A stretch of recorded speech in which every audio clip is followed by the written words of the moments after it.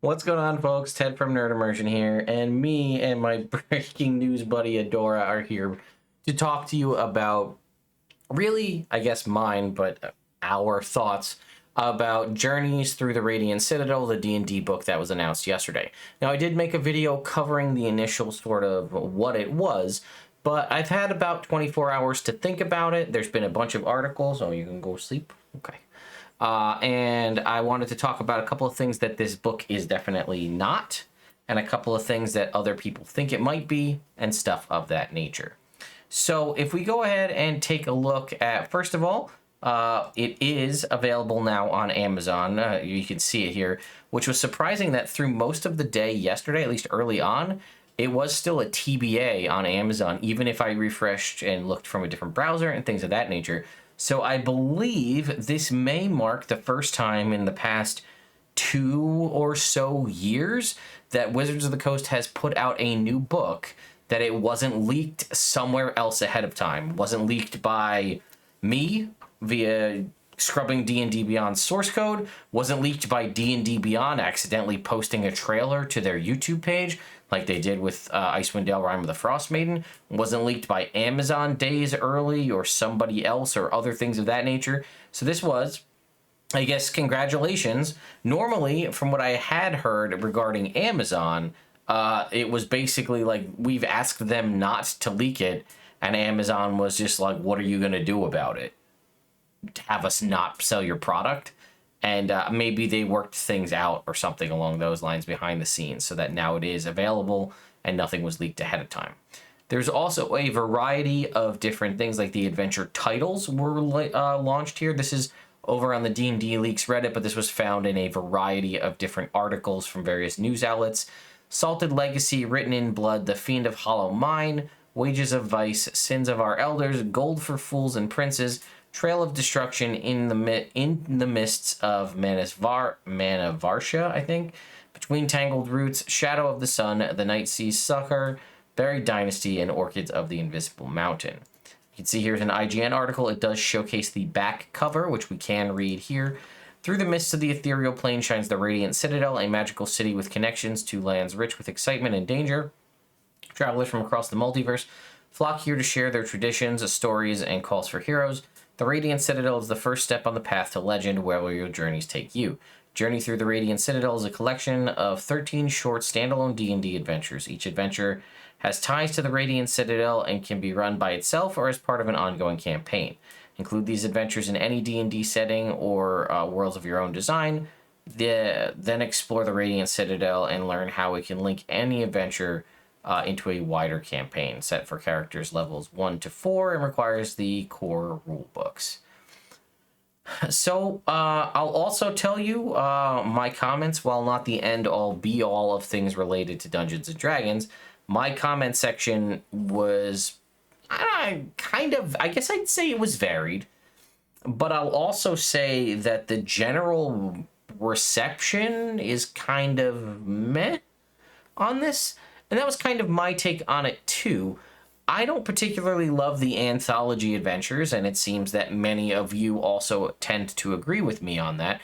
Another thing a lot of people did continue to advocate for is, if you're going to follow the same footsteps you did with Candlekeep Mysteries, please include an index. Because if you recall, Candlekeep Mysteries did not have an appendices that contained all of the new monsters or all of the new magic items. They were sort of sprinkled throughout the adventure, and it was kind of on you to find it. And I find, myself and a lot of other folks, if you're not planning to run the adventures found within this book, one of the main saving graces for you picking it up is that it does contain new monsters and new magic items that you can sample to use in your own campaign. Now, we do know, as of some of the pre-written materials and promo stuff that we have, it is only 11 new monsters. Now, there are 13 adventures contained in this book, and there are only 11 new monsters. To me, that's a little bit of a worry. And when they say that, I believe that also includes NPCs as well. You can't even, I mean, I would have at least liked 13, one new monster or NPC per, or even just one new monster anyway, per adventure. Now, I have seen some people say, as long as they're flavorful and not sort of just like an additional reskin or a rehash of something existing, 11 entirely brand new flavorful monsters is something that everyone I think would enjoy, myself included. So I do hope that these 11 new monsters are indeed something impactful, unique, things of that nature. So if we were to continue going through the IGN article, we see that, it's a crossroad city. A lot of other people were like, we don't really need a campaign hub. Why is this? Everyone's basically equating this to saying like, oh, is this the new sigil for 5th edition? To the point where Ray Winninger has gone on to say, Wizards D&D fans, I can assure you that the Radiant Citadel is not, quote, 5e versions of sigil. The 5e version of sigil is sigil. So I guess that does, take that with a grain of salt. Does that mean that we'll be getting Planescape and something like that in the future? Or is that just him saying that we didn't negate an existing thing from the past? It could possibly also be an allusion to something we'll see in the future.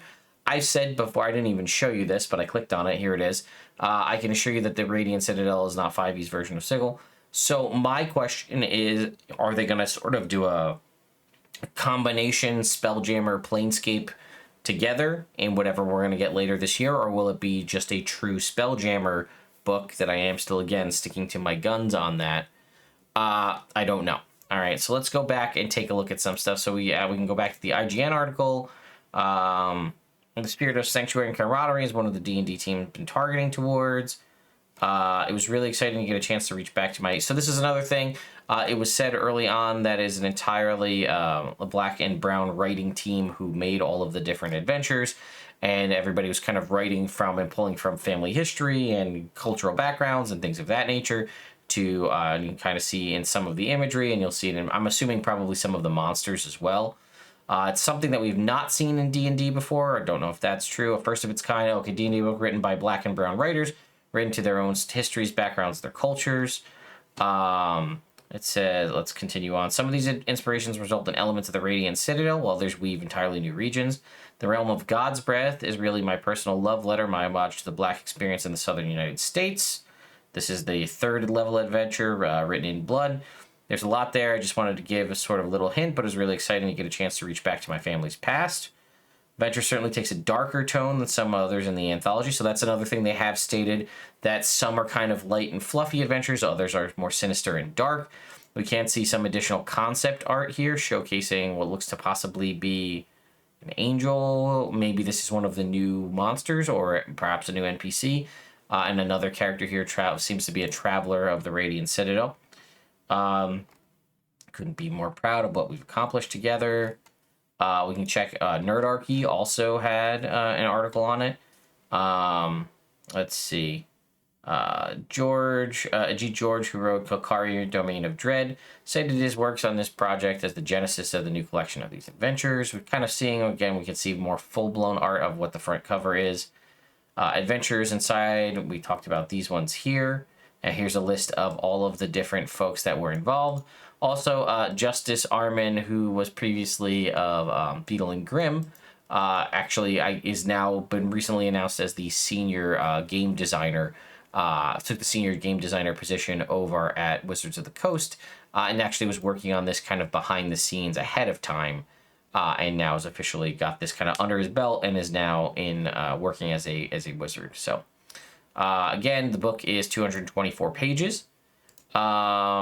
Let's see. It says, during the press briefing, they indicated 14 adventures are in the book, but all the subsequent information has only shown 13 quests, the one seen here. Greg Tito introduced 3 of the writers. First up was Serena Marie, who wrote Salted Legacy, the first level of adventure. Characters are thrust into a generational feud between rival merchant families in the night market. This adventure includes a variety of market game challenges to solve, like a timed cooking challenge and a spicy taste test. She used Chopped as inspiration here. Aaron Roberts joined to talk about Written in Blood. We already kind of heard about that a little bit. And the third writer to come on was Justice Armin, who's also announced as a senior game designer. His Shadow of the Sun adventure is for 11th level characters and features a strong focus on Persian culture. The focus of this adventure is a tense conflict between factions of a city ruled by a celestial creature, which is this one that we see here, I believe. From what I gathered, this one features very high stakes and a lot of decision points for characters to make, with their choices carrying tremendous impact in how the conflict turns out. The theme of this adventure is the city's complicated reputation with outsiders.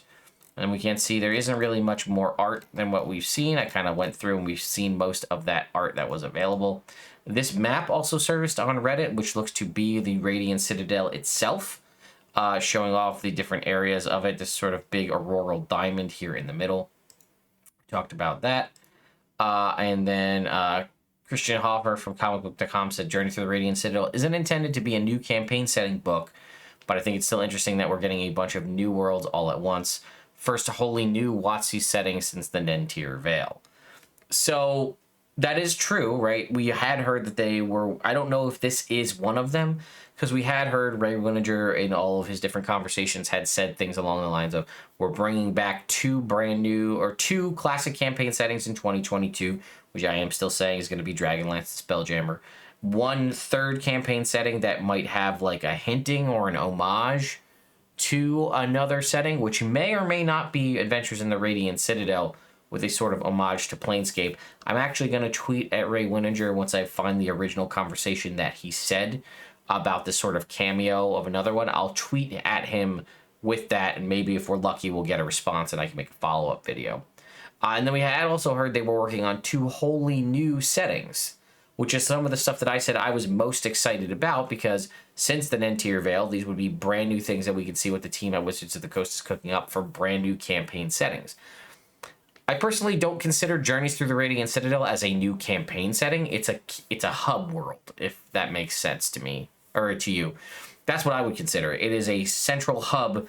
I wouldn't really consider it a campaign setting, especially because this is an anthology adventure series, which has a variety of, oh yes, itchy girl, has a variety of different adventures set within the world. It's not really a campaign setting. Campaign setting has to have things like the history and the lore and all this other kind of stuff related to it. Now, there might be some of that in there, but how much can you fit in a 224-page book with 13 separate adventures? Again, I consider this to be, my terminology would be a hub world for adventure, not a wholly new campaign setting. Let me know your thoughts in the comments down below. He says, as a note, we are getting gazetteer material for the Radiant Citadel. Okay, and two worlds from the book. So it's definitely got a dash of campaign setting stuff in here. So I guess that kind of answers my own question if I just read a little bit further. There's also room to dig a bit deeper. For instance, Written in Blood features Proclaimers, which were once described as a cleric/bard hybrid. Give us the Proclaimer class, art of the Proclaimer. Oh, Proclaimer, that's what this person is here. And then they also did point out to the credit page, Wizards of the Coast did announce that to show who kind of the entire credit team behind it ahead of time, so that everybody can see who was involved from a variety of different standpoints. I have noticed something that I thought was interesting. I noticed it in Call of the Netherdeep, and I think I'm seeing it here as well. There isn't any notification as a special thanks to the playtesters involved. Now, normally it would be under special thanks. It would have a bunch of people listed, and then it would also say, and to all of our playtesters. I don't know why you can't include that couple of extra words to thank the folks involved who did playtest things to see if they were balanced.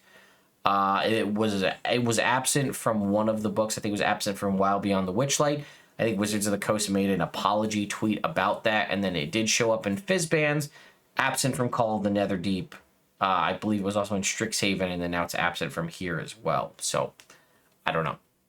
But there you go, folks. That's kind of covering what exists, what's out there.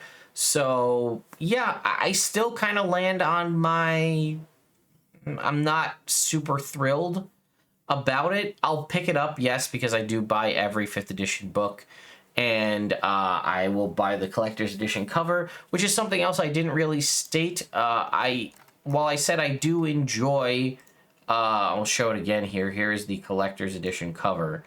Well, it does appeal to me, and I kind of like seeing there's like little bits and pieces you can see within this. Right here's like a cat, and here's maybe a bird, and maybe a tiger or something. I don't know. I enjoy the art style. Some people have akin it to very pastel-y, Lisa Frank, My Little Pony.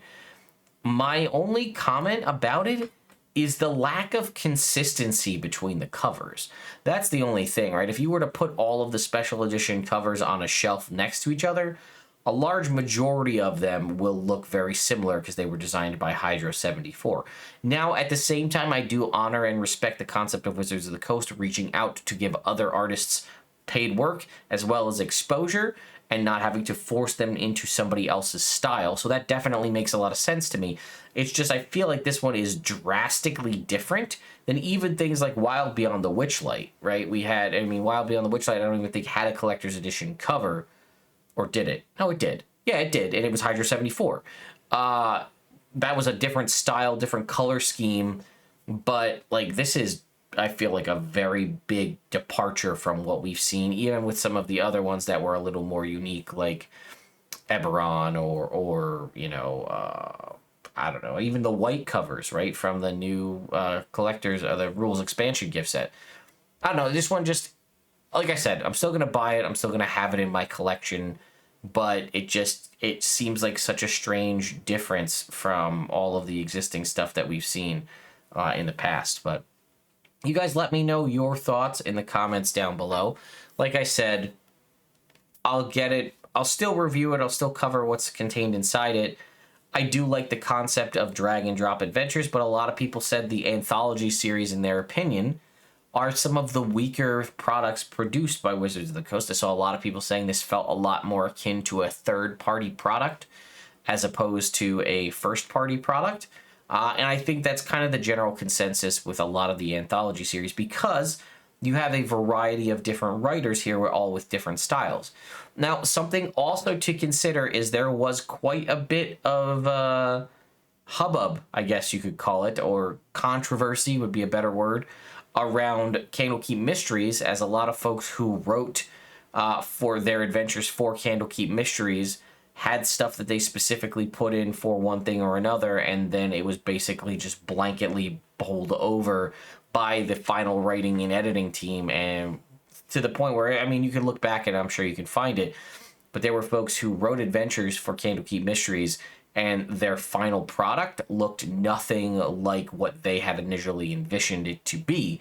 So again, great to see people getting a lot of new writers getting exposure and new voices getting into the community, but ultimately what we might see in the final product of the printed book might look nothing like what they had initially intended. And that's not the first time I've heard that from a variety of different friends who have worked on official WotC products, where they came up with something interesting and unique that they made as part of the adventure or a chapter in the book or something like that.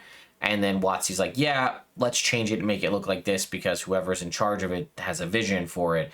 And even though they're allowing somebody else to write it, it's basically just we got to fit it into the WotC mold that we want it to be and the one we've used for years. So again, take that with a grain of salt as well. So links in the description if you'd like to go and pick up a copy for yourself, affiliate links that will help benefit the channel if you decide to do so.